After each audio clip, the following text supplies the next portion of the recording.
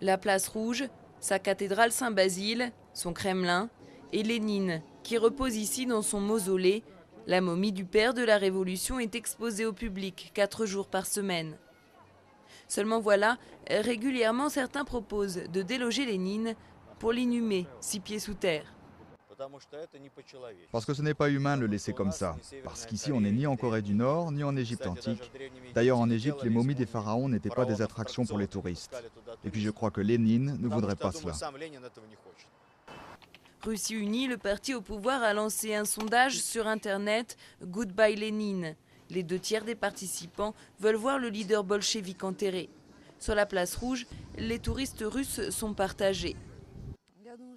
Je pense qu'il faut qu'on l'enterre. Le corps doit être rendu à la terre. C'est une tradition chrétienne.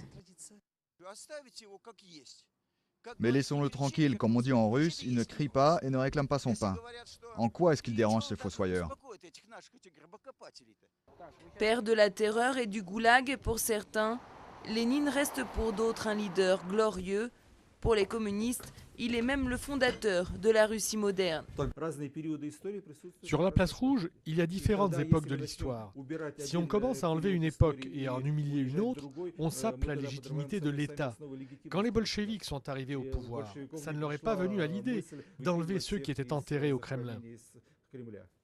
Pour le moment, le Kremlin ne compte pas toucher à Lénine, car ce serait sans doute le début d'une autre polémique. Derrière le mausolée, la plupart des dirigeants soviétiques sont enterrés, Staline en tête.